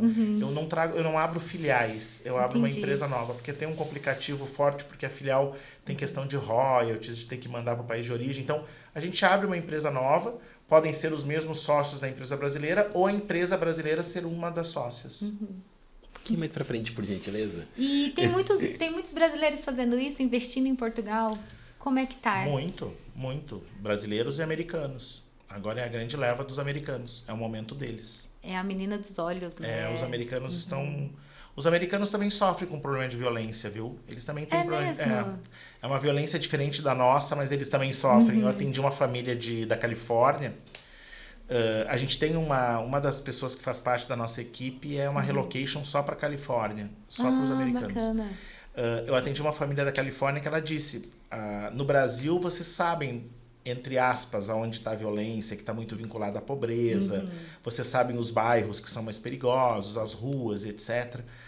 Aqui nos Estados Unidos, não. Eu vou ao cinema e eu posso sofrer violência dentro de uma sala de cinema, do nada, de alguém estar armado e acontecer uma tragédia. Aqui eu posso deixar meus filhos na escola e eu não sei se eu vou buscar. Aqui, se eu vou num show dentro de um estádio, eu fico com a minha cabeça girando e olhando porque eu também tenho medo. Então, é uma violência que nós, brasileiros, não estamos acostumados com essa violência cega, essa violência que sai de lugar nenhum, que sai de uma mente doente. É verdade. É complicado isso, né? Bem complicado. É uma violência bem perigosa. E os americanos estão se dando conta que, como lá não existe uma saúde pública para todo mundo, é muito caro envelhecer nos Estados Unidos. Então, vindo para Portugal. Por conta da saúde. Porque a saúde aqui mesmo, fazendo um seguro privado de saúde, um seguro de saúde é muito mais barato do que lá. E a gente tem uma saúde pública que, entre aspas, funciona. Ela dá o atendimento que a gente precisa. Exato, e com então, qualidade. Os americanos vêm muito em função disso. Americanos de meia idade... eu brinco que 50 anos não é meia idade, tá? Porque tu conhece muito pouca gente com 100 anos. É verdade. A meia idade é antes dos 50, não é nos 50. Então... Meu Deus, eu tô na meia idade. É verdade, já te falei todo que você mundo tá fala na meia idade é 50, tá? Mas de quantos de 100 tu conhece? É verdade. Pra ser meia idade. Geralmente, se tu for ver a meia idade ali, bate nos 35, 40, 38. 40. Tá na minha idade. Porque a meia idade não é mais 50. Quantos de 100 que tu conhece? verdade. Não tem meia idade de 50. A qualidade de vida também das pessoas. Não, mas eu vou chegar no 108. Sim, vai. Vai, continuando desse jeito. Vou. Já tá ficando velho. Doutor, mais uma produção. questão. Você acha que, assim, me perguntaram também, essa semana eu avisei que você vinha, então fizeram várias perguntas pra mim. Sobre o visto ETIAS, que foi adiado pra 2025. O que é basicamente, isso o que vai mudar? Vai mudar assim, ó. O que eu acho que é legal disso? Porque as pessoas vão ter que fazer, eu vou falar de uma linguagem muito simples, tá? Por favor. As pessoas vão ter que fazer um pré-cadastro online para serem turistas aqui. Bacana. Então, para entrar em Portugal, quando você passar na imigração, você já fez um pré-cadastro para você informar quantos dias você vai ficar, que dia a passagem de volta. Isso vai limitar muito a imigração ilegal. Sim. Por quê? Porque o governo já vai ter um controle prévio de você antes de você desembarcar. E isso a Europa toda vai fazer isso, não vai ser só Portugal. Então vai ser uma regra para a Europa toda. Então imagina você ter que fazer um pré-cadastro como turista, ali você vai ter que anuir uma série de regulamentos, vai ter que anuir uma série de regras. Então eu tô com uma senhora falando comigo que a filha estuda aqui, e uma senhora super qualificada, inteligente, culta. Ela ficou 6 meses em Portugal como turista. E ela, porque minha filha foi estudar e eu gostei tanto, aí eu fui ficando. Eu disse, não, mas a regra são 90 dias, a senhora não pode ficar mais do que 90 dias como turista. E quando ela saiu, ela levou uma boa chamada do agente de imigração. E ela, como uma senhora muito educada, muito culta, ela explicou que ela veio por conta da filha, que a filha veio estudar. E ela perdeu muito tempo mobiliando a casa da filha, depois quis passear um pouco. Ele isentou da multa. Porque acima de 90 dias tem multa. Mas ela agora tá morrendo de medo de voltar. Sim. E ela disse, como é que eu nunca me dei conta que eu não podia ficar 90 dias e que se eu ficasse mais de 90 isso ia me criar um problema migratório? Que quase criou, porque ela tava, por sorte, ela entrou e saiu em Portugal, mas ela circulou a Europa toda acima dos 90 dias. Será que a Dinamarca ia ter essa condescendência se pegasse ela acima de 90 dias? Não deportado. Será que a Espanha? Será que outro país ia brigar? Bruxelas? E ela assim, não, doutor, mas eu sou muito sério, eu não ia me meter em bronca nenhuma. Eu disse assim, mas não é uma questão de bronca, se a senhora estiver num Uber e o Uber bater, Já era. o policial vem e pede os documentos. Aí ele olha lá, não, a senhora tá mais de 90 dias na Europa? Como assim? Não, mas a minha filha estuda em Portugal. Bom, a senhora estuda em Portugal? É bem assim Tu mesmo. entende? Então, se tu vais fazer esse pré-cadastro por esse sistema novo, ali tu já vai ter todos os alertas. Sim. Que tu não pode ficar mais de 90 dias. Quando tu botar a volta da passagem, e aí tu vai ter que ter a passagem de volta, porque aí acabou o oba-oba de vir só com passagem de vinda. Obrigatoriamente. Aí a pessoa vai botar uma passagem de volta para 120 dias, o sistema já não libera. Mas como? Você está vindo como turista 120 dias? Como? Então, esse pré-cadastro, ele vai dificultar muito a imigração ilegal na Europa toda. Mas o senhor acha que isso não vai ser melhor? Na verdade, no meu conceito, eu acho assim, não sei, eu acho que Portugal ele abriu para muita gente. E às vezes o que eu vejo, que daqui a pouco a gente tá quase parecido com o Brasil. A gente tava conversando com a Ana e ela falou, às vezes eu me confundo, acho que eu tô no Brasil mesmo. É que tu tá falando com advogado migratório, né? Então o Aham. advogado migratório é super a favor A que as favor. pessoas venham legalmente. Sim. Eu acho que sim, eu acho que vai melhorar muito, porque primeiro que as grandes histórias que chegam a mim de imigrantes ilegais, a maioria deles cumpria requisitos para vir com visto. Não veio com visto por falta de conhecimento. Por falta de informação. É. Então, quando essa pessoa pensar em imigrar ilegalmente como turista e ela começar a ter esse pré-cadastro, talvez ela se informe mais. Sim. E talvez ela vai ver que ela cumpre requisitos para vir legalmente. Eu acho que vai ser muito bom para a Europa como um todo. Sim. Eu acho que as pessoas que vão vir para a Europa morar vão vir qualificadas, vão vir adequadamente qualificadas para se regularizar. Isso eu acho ótimo. E para quem vem como turista não vai mudar nada, só vai ter que fazer um cadastrinho prévio e pagar uma taxinha lá para ter. Por que a Europa está adiando isso, penso eu? Porque ainda depende muito dos imigrantes, né? Depende do Depende trabalho, muito. né? E assim, vocês viram que em dezembro de 2023 foi divulgado que Portugal teve um superávit na segurança social. Nenhum país do mundo tem superávit em segurança social. E Portugal tem. Por quê? Porque essas pessoas todas que entraram de forma ilegal, elas têm que manter a segurança social em dia. Tem. Porque quando elas forem chamadas pelo AIMA, que é o novo órgão do CEF, Tem que elas tá têm tudo que ok. mostrar a contribuição ok. Tem que estar Então, tudo em elas dia. se obrigam durante esses 2-3 anos quase a ser uma refém do Estado, Exato. mantendo a segurança social em dia. Então, hoje, aí foi feito um estudo também que me parece que os imigrantes, porque a gente teve umas discussões, os imigrantes só usufruem 23% a 24% em benefícios, em benefícios do Estado, proporcional ao valor que eles colocam. Então, a cada 100% de benefício que o imigrante aporta na segurança social, ele só usufrui 23%. Porque nem todo mundo sabe até dos próprios direitos que tem. E outra coisa, e Nem esses dos brasileiros deveres. que entraram, qual é a expectativa deles se aposentarem aqui? É É verdade. enorme! Esse dinheiro todo que os imigrantes estão aportando está bancando as aposentadorias dos portugueses, que trabalharam É verdade. durante muitos anos. Não é ruim.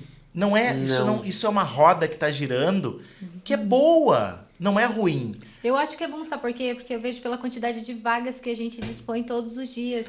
Gente, todos os dias eu tô contratando milhões. Olha, pra você não dizer que não contratei nesse ano, eu contratei mais de 500 pessoas. Então, tu imagina. Imagina. Este ano, a gente Imagina. não está em março. Esse ano. Até mesmo por isso até que está acontecendo o lance da inflação de moradias. Porque, Isso aí, porque isso que, já é acaba, outro que assunto. acaba tipo, vindo bastante gente, e aí, ou seja, acaba tendo falta de. Mas não só o pessoal que tá alugando casa, eles não querem imigrantes, eles querem turistas. Mas isso agora as licenças estão suspensas. Já pra não pode alojamento mais. local. Alojamento local não pode mais. Mas Pode aí mais. eu já acho que o problema da habitação tem muito a ver com esse perfil de estrangeiro que vem legalizado e com mais poder aquisitivo. Eu acho que não é o imigrante trabalhador, que às vezes vem ilegal, que criou esse problema de habitação. Eu acho que, aí eu incluo, concordo. eu acho que o perfil que vem como eu, assim, criou mais problema para habitação do que o que vem sem visto. Porque a gente inflacionou. Porque eu vejo pela minha realidade de Cascais e Estoril, assim. O brasileiro arrenda uma casa, a primeira coisa que ele faz é climatizar. Coloca ar-condicionado em todos os lugares, que não pode ficar sem clima. Ele vai e compra 2 carros. Ele tenta trazer o potinho dele para cá e isso vai inflacionando as coisas. Então, ter 2 carros na garagem não é uma realidade do europeu. É verdade, só Não um. é. Climatizar a casa toda não é Também uma não. realidade do europeu. Então, o brasileiro com mais poder aquisitivo, o americano com mais poder aquisitivo, ele está inflacionando. Por exemplo, o americano ele acha tudo barato, até para comprar casa. Ele acha barato, porque as É coisas verdade. lá são muito caras também, O né? poder de compra é muito grande. Então, eu acho que o português que está cada vez morando mais longe dos grandes centros, ele está sofrendo por culpa desse imigrante com mais poder aquisitivo que está conseguindo pagar o que as pessoas estão pedindo, assim. Então, E aí, por isso acontece a É que tem inflação. 2 lados. Porque assim, ó, por exemplo, porque quando as pessoas chegam aqui, eu digo por mim mesmo hoje, eu fui no barbeiro e o barbeiro falou assim, tu não sabe de algum quarto para alugar por aqui e tal, na faixa aí de seus 400, 500 euros. Nem sei se existe ainda. Aí tu para Até e que tu existe, tu mas analisa tem que ver os isso. quartos. 400, 500 euros num quarto, levando em consideração que Portugal tem um salário de 800 euros, gente, a conta fica difícil de bater. Estamos falando de um quarto. E daí, se tu vai alugar um apartamento, por exemplo, aqui é um T2 mais 1, é 1.000 euros e não estamos em Cascais, gente. Ou seja, aí, vamos supor, para uma pessoa dividir tudo isso, cada quarto, literalmente, por exemplo, sai na faixa aí do quê? Dos seus 500 euros. E a conta não bate. Se tu ganha um salário mínimo em Portugal, a conta não fecha. o que a gente também, eu acho que o número de pessoas que ganham um salário mínimo também não deve ser... Não. a maioria ganha mais do que um salário Ganha, mínimo. ganha. Depende. Se tu vai trabalhar, tipo, num café, tu ganha seus 900 euros, 1.000 euros. Aí, Agora, assim, assim, eu tenho um cliente americano que ele tem apartamentos em Nova York que ele aluga quartos, assim, normalmente para turistas. E aí agora agora não, faz uns 3 meses, ele comprou um apartamento em Lisboa de 2 quartos com 2 banheiros. O dele suíte e o segundo quarto tem um banheiro no corredor. Nós fazendo a escritura e ele me disse assim, Marco, eu vou arrendar esse segundo quarto, como eu faço em Nova York. Eu vou arrendar o segundo quarto. Eu disse, puxa, eu trago muitos estudantes, né, do Brasil, que a gente faz muito processo de estudante e tal. Eu sempre tenho estudantes, não vou botar um casal, mas um estudante. E ele, eu tenho interesse, até porque se for indicado por ti, fez o processo todo mais de visto seguro. contigo, etc. Ele assim, eu vou pedir 800 euros. E eu, Opa, 800 euros? vai pedir um salário mínimo? E ele assim, 800 euros. Ah, não, mas perfil de estudante para 800 euros era muito alto. Ele, não, tudo bem, eu já tenho 6 na fila.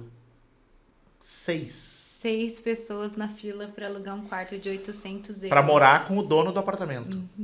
Gente, Porque uma coisa é você morar com outras pessoas que não são donas, outra coisa é você morar com o dono, né? Usar Gente. a cozinha que o dono usa. Ou seja, o dono vai estar de olho até na hora de você tirar o lixo.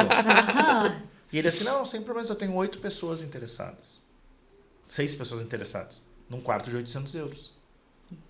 gente. Chocada. Barbaridade. Então, assim, Chocado. essa é a realidade. Por quê? Porque se ele trouxer alguém dos Estados Unidos, 800 euros não é um absurdo para um americano pagar por um Não. quarto com banheiro Para um só pra ele. estudante. Para um estudante. Ou não. Daqui a pouco uma pessoa de mais idade quer passar um mês em Lisboa, ele aluga por 800 euros.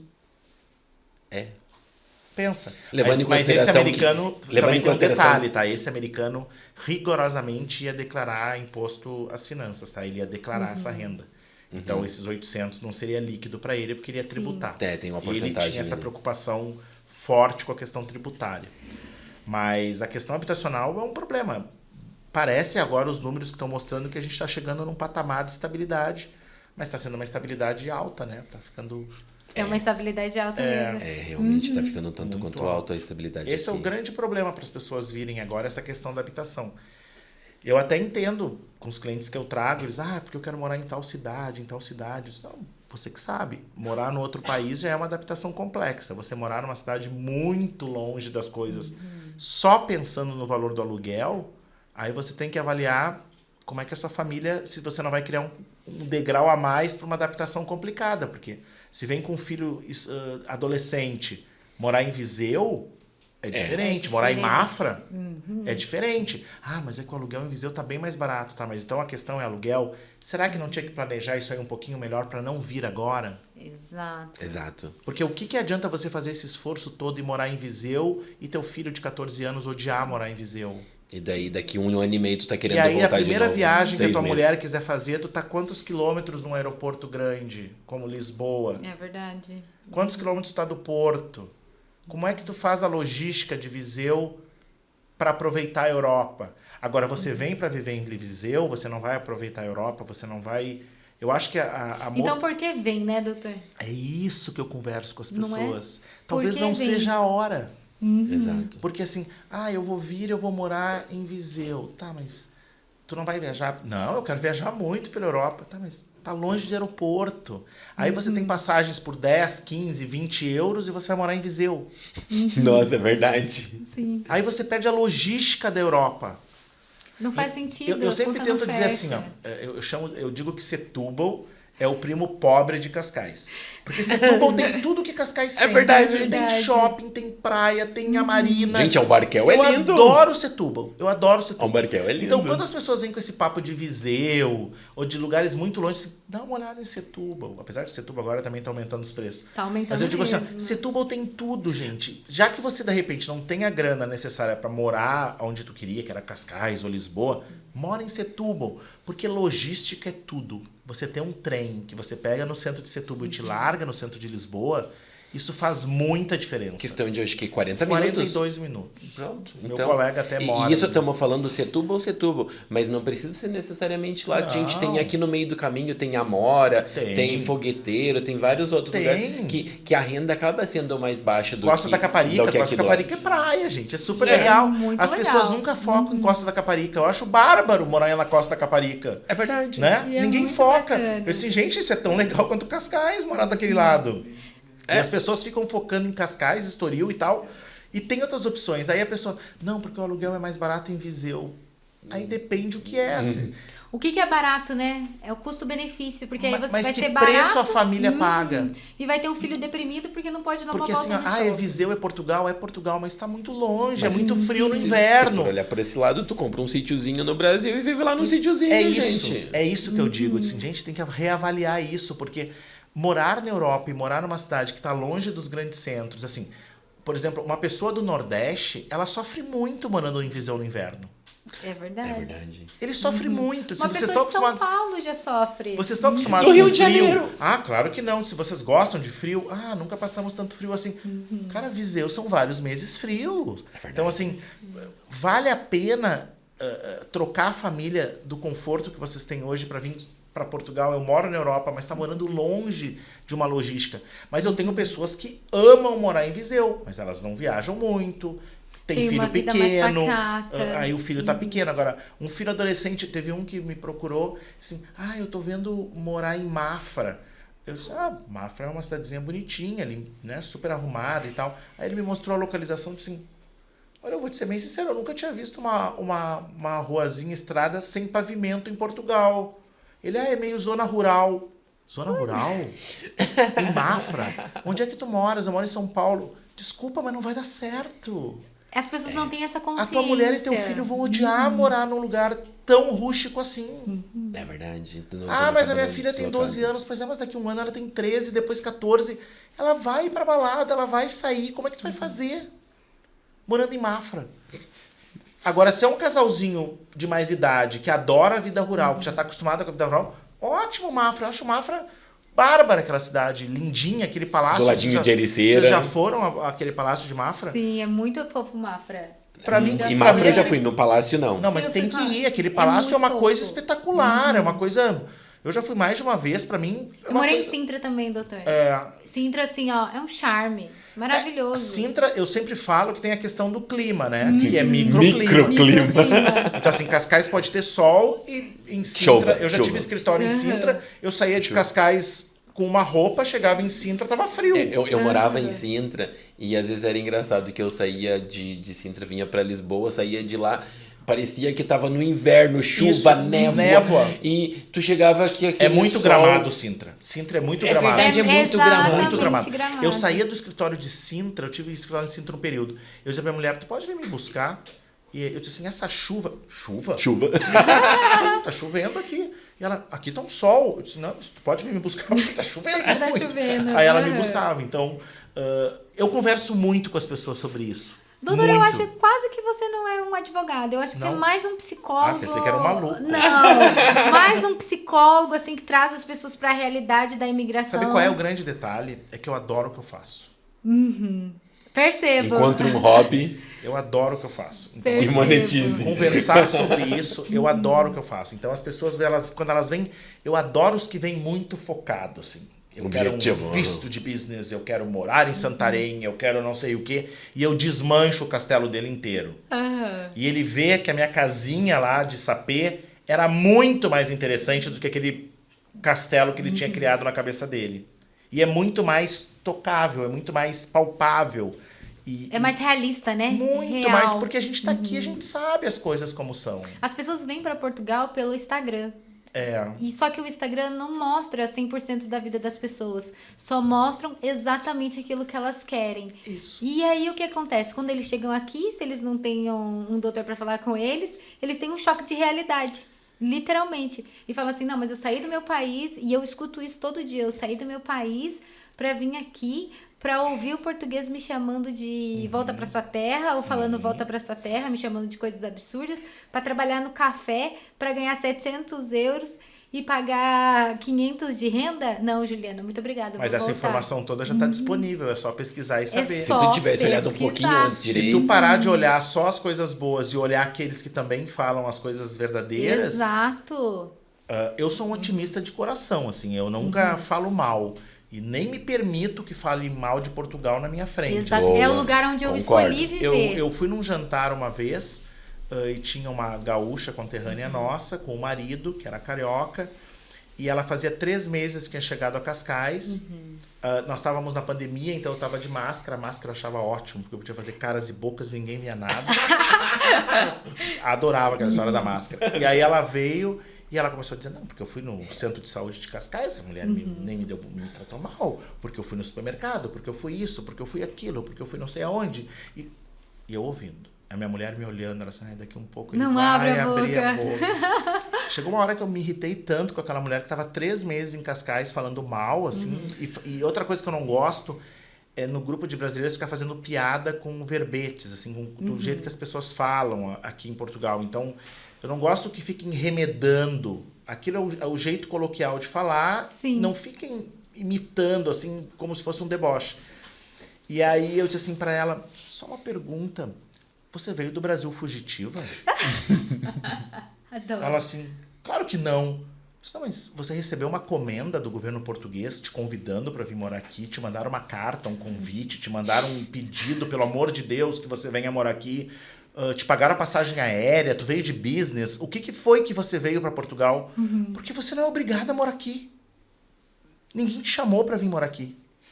Tá aqui porque quer. Exatamente. É uma escolha. Aí eu só olhei pra minha mulher e disse, acho que tá na hora de nós ir embora. Minha mulher, eu acho que tá. Porque... vamos embora. Pra que falar mal o tempo inteiro para outras pessoas que estão morando aqui e ainda mais para mim que sou feliz aqui? Não fala mal pra mim. A realidade Hoje a pode gente não viu ser a mesma isso. do que a minha.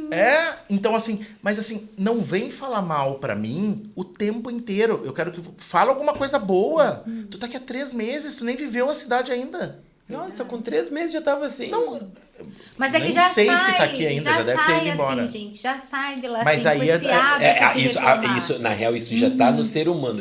O DNA dele, ele foi criado dessa forma e ele é assim. Ele pode estar na Disney, que ele vai ficar reclamando que o Mickey Mouse não fica parado pra tirar foto. Hoje foi a Carol que me mandou um link de um rapaz, ele falando sobre isso. a felicidade não tá no país. Não. Tá no processo. E tá dentro de ti. Se tu não é feliz, aí é o que eu digo pros advogados. Se tu não tem sucesso lá, Não vai ter Portugal sucesso não vai em ser um lugar nenhum. milagre, que tu vai ser o advogado bambambam da história. Não vai ser o Harvey dos suítes, né? Não vai. E o Harvey faz sucesso na cidade dele. Né? Exato. O Harvey faz sucesso lá. Será que se ele viesse pra Europa ele ia fazer o mesmo sucesso? Com aquele comportamento dele?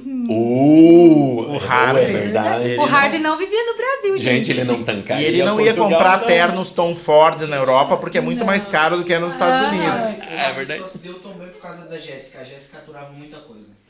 Também. Eu vi os Suits todos, eu gosto muito daquela série. Agora, assim, as pessoas têm que entender que a felicidade está nelas. Essas pessoas que vêm amarguradas para reclamar das coisas aqui não é perfeito, gente. A gente tem um monte de defeito, um monte de problema. Mas tem muita coisa boa, doutor. Muita coisa Mas boa. assim, no país da gente também tem muita Também. coisa boa, entende? No país da gente também tem É coisa muito verdade. boa. O que cabe a nós é escolher se eu tenho condições ou não de pegar outra coisa que pra mim seja melhor nesse momento. Exato. Entende? A vida da gente não é ruim no Brasil. Não era um horror que eu tenho que sair do Brasil. Não é isso. Mas eu acho que eu morando em Cascais, eu vou ter uma vida mais simples, eu vou ter uma vida mais feliz, eu vou estar perto do mar, que em Porto Alegre eu não tenho, eu vou ter mais sol, Teu meu filho vai filho poder vai caminhar. aproveitar. O meu filho já faz, né, desde o início fazia balada em Lisboa, voltava de trem para casa, coisa que no Brasil isso tá fora de cogitação. Verdade. Então, as primeiras saídas dele, ele chegando em casa às 7 da manhã, eu olhei para minha mulher e disse assim, ele tá chegando agora, com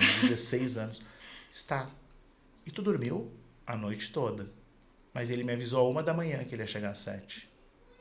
Quando que a minha mulher ia deixar meu filho em Porto Alegre chegar às 7 da manhã sem que a gente fosse buscar ou levar?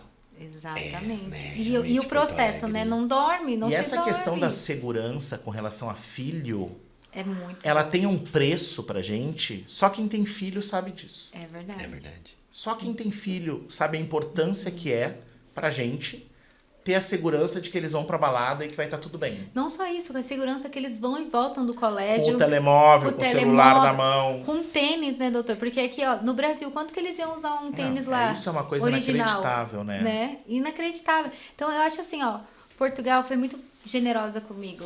De verdade, porque aqui eu aprendi muitas coisas que no Brasil eu não sabia. Amadurecimento, ser mais humilde, isso me ensinou. Saber que eu sei fazer qualquer coisa que eu queira fazer, eu vou fazer bem feito. E também me deu muitas oportunidades, porque hoje eu tô numa empresa segura, num cargo seguro, que talvez no Brasil eu não teria essa oportunidade. Aí as pessoas, quando elas vêm, falam assim, Juliana, mas como é que você chegou ali?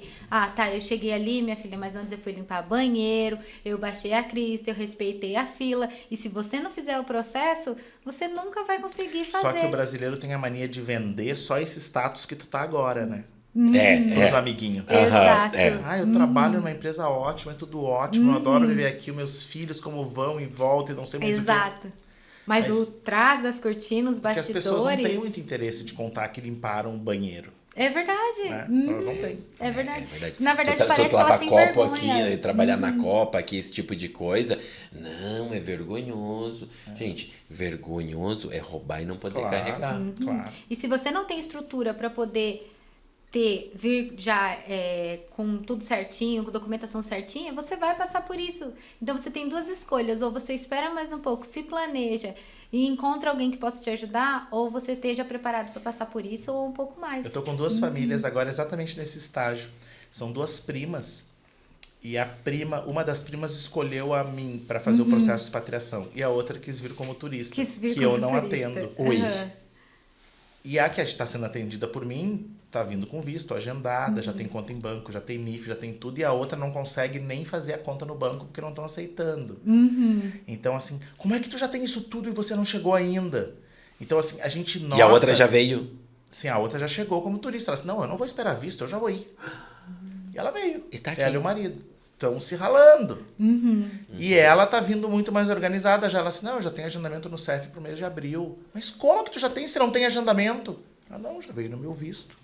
Não, mas e teu filho e teu marido? Não, todo mundo tá vindo com visto. Visto de reagrupado, tá todo mundo vindo. Então, assim... É uma diferença. As pessoas ainda procuram a informação que é melhor, que é cômodo para elas, assim. É verdade. Às vezes, e eu parece que às vezes, tipo assim, ó, tem a falta de informação Que não é o caso dessa. Não. Essa não é a falta de informação. Essa é querer, às vezes, antecipar alguma coisa que não, teoricamente, não e claro, eu deveria não ser vou dizer assim, antecipado. o processo de expatriação onera o processo. Claro que onera, né? Eu estou à disposição, eu tenho que falar, eu dou informação, é um custo, né? Da gente estar ali à disposição tempo, do expatriado o tempo inteiro para falar o tempo inteiro. Mas as pessoas não se dão conta do perrengue que é chegar aqui sem visto. Elas não têm muito conta. Então, o que elas... E aí é essa hora que as pessoas às vezes não gostam do que eu digo. Isso talvez não seja a hora de ir. Talvez Porque não o seja a barato hora. sai caro, doutor. O barato sai Espera caro. mais um pouco, te programa mais um pouco, vai estudar uma língua, vai estudar inglês, vai estudar alguma coisa. Ah, mas é Portugal, pra que eu preciso saber inglês? Precisa saber inglês. Precisa. Aliás, é necessidade. Eu, 60% do meu dia, pro novo advogado, 60% do meu dia é falando inglês. É contrato em inglês, é análise em inglês, é tudo em inglês. 60% do meu dia Exatamente falando isso. inglês. E eu sou um advogado. Agora, imagina a pessoa que vai trabalhar na restauração, que vai trabalhar num hotel, que vai trabalhar em algum lugar.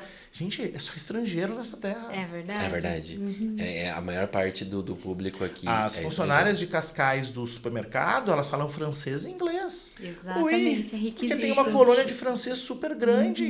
Não sei, até estão estudando ucraniano, né? Porque a quantidade de ucranianos que tem em Cascais é violenta, porque as pessoas têm que se qualificar. Então eu digo que talvez não seja o momento. Segura um pouquinho mais. Vamos planejar Exato. isso melhor, na hora que der certo. Mas as pessoas, elas acham que pegar um avião e vir para cá é a garantia de sucesso. E não é, né? Porque ainda pode ocorrer de você não ser bem recebido na imigração e ter que voltar. Tem E mais aí isso. tem Tu pessoas... ainda pode voltar e daí tu volta, tu perdeu o dinheiro, tu perdeu o teu tempo fica e a 3 anos sem voltar. e a frustração. E 3 Porque daí anos tu sem tem o lance da frustração, porque, ou seja, gente, tu foi impedido de entrar. Eu acho que, tipo isso, tem algumas pessoas que eu conheço que foram pedir visto americano e é muito triste tu... Depois tiram a roupa, né, doutor? Ficam lá em cima Ficam lá em cima do aeroporto. do Sabe que aeroporto. eu tenho um dos... se vocês... Depois eu vou mandar o link da Andréa Sebem para vocês, que ela é especialista em expatriação. E ela fez várias lives durante a pandemia, eu fui entrevistado também. E um deles escreveu um livro sobre o retorno. É mesmo? Sobre a frustração do retorno. Olha! Interessante, Interessante. né? Ele é um executivo, foi para a Austrália, e em determinado momento ele e a mulher resolveram voltar para São Paulo. E ele escreveu sobre a dor da decisão de voltar, Nossa, que difícil. que também tem que ser administrada. Sim. A dor da volta parece que a gente é o último perdedor do mundo. Eu não me vejo mais no Brasil. De verdade, eu acho que eu vou morrer. Só na hora de atravessar a rua eu já morri, doutor. Porque não é... Uma gaúcha típica. vou morrer. É uma gaúcha típica. Já vou morrer. Não, mas se tu for atravessar a passadeira... Opa! Passar a faixa de A segurança faixa de sem olhar. pedestre, sem olhar, a chance de tu morrer é Eu grande. sempre brinco com o meu chefe, falo pra ele assim, se você for pro Brasil, você vai ficar 5 horas lá, vai ser assaltado ou alguma coisa vai acontecer. Não, Fica tá exagerando. esperando Uma gaúcha típica. que Nem você tem fique sangue, mas esperando. bem. Não, gente, eu fui assaltado 17 vezes. 17 vezes. 17. Por 17 vezes eu Eu tive não uma fui arma na minha nenhuma, eu não cabeça. fui nenhuma Graças assim a de assalto à Deus. mão armada, mas eu sempre dizia pra minha mulher, se eu for assaltado à mão armada, eu vou te ligar do aeroporto. Eu não vou nem pegar mala. Eu vou sair desse país sem olhar pra trás. E se me colocarem no porta-mala do meu carro, tu pode esquecer que eu vou sair do país no mesmo dia. Pode ter certeza. Porque mulheres nunca atendem a gente quando a gente liga, né? Eu disse, se eu tiver enfiado no porta-mala, se eu tiver uma chance de ligar pra alguém e vai ser pra ti tu não me atender, acabou. Pronto, agora sim, agora que em casa tocou o telefone, podia estar no Acabou. Pode estar no porta-mala. Mas, doutor, deixa agora, olha para aquela câmera ali, a sua, essa daqui, e deixa aquela mensagem que gostaria que fosse lida por todo ser humano desse da face planeta. da Terra. Eu acho que morar fora é praticar o mais profundo desapego. Desapego de tudo. De família, de coisas, de objetos. A gente pratica o desapego quando a gente vem morar fora. Praticar esse desapego dói. E ele dói bastante em várias partes da vida da gente. Então não corra o risco fazendo aventuras de vir morar no país dos outros como um turista e passando numa imigração mentindo. Mentindo que você vem passear e 2, 3 dias depois você informa o governo através de uma manifestação de interesse que você quer ficar aqui. Venha com o visto adequado do seu país e venha usufruir de todos os benefícios que o país que vocês estão escolhendo pode oferecer a vocês. Esse desapego é muito caro para se correr risco. Essa é a minha dica. Ai, que lindo! Tá bom? Nossa, Obrigado. Obrigada, foi uma honra. Imagina, Vitor. adorei conversar com vocês. Desculpa, eu acho que a gente Adorei. conversou até muito mais do que a gente Que deveria. isso, eu amei, de verdade, Que assim, bom. uma coisa leve, gostoso, muito Pra mim obrigada. foi muito prazeroso. É bom falar com alguém de Porto Alegre. Pra mim foi bem prazeroso. Bem prazeroso.